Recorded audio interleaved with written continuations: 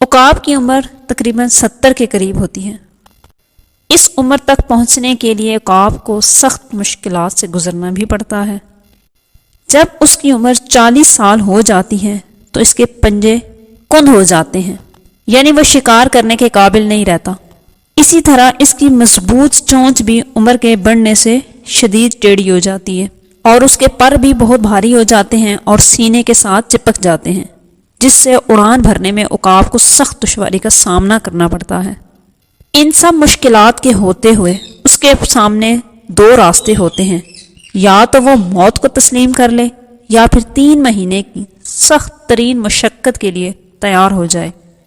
ایسی صورتحال میں وہ پہاڑوں میں چلا جاتا ہے اور وہاں جا کر سب سے پہلے اپنی چونچ کو پتھروں پہ زور زور سے مارتا ہے، یہاں تک کہ وہ ٹوٹ جاتی ہے۔ کچھ دن بعد جب نئی چونچ نکلتی ہے تو وہ اس سے اپنے سارے ناخن جڑ سے کاٹ لیتا ہے۔ پھر جب اس کے نئے ناخن نکل آتے ہیں تو وہ چونچ اور ناخن سے اپنا ایک ایک بال اکھاڑ لیتا ہے۔ اس سارے عمل میں اسے 5 ماہ کی طویل تکلیف اور مشقت سے گزرنا ہوتا ہے۔ وہ یہ مشقت اس لیے کرتا ہے کیونکہ وہ مرنا نہیں چاہتا، بلکہ وہ دوبارہ بننا چاہتا ہے اور اس قابل ہونا چاہتا ہے کہ وہ دوبارہ شکار کے لیے خود کو تیار کر لے۔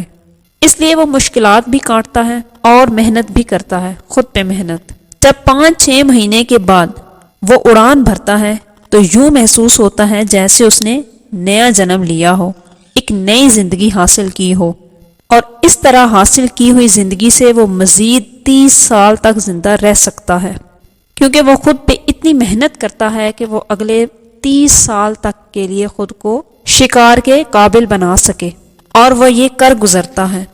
عقاب کی زندگی اور ان ساری کہانی سے ہمیں یہ سبق ملتا ہے کہ بعض اوقات ہمارے لیے اپنی زندگی کو بدلنا بہت ضروری ہوتا ہے تاکہ ہم اس زندگی سے بہتر زندگی گزار سکیں اور مزید خود کو نکھار سکیں، کیونکہ ایک جیسے ہی حالات میں رہ کر کبھی بھی ترقی نہیں کی جا سکتی۔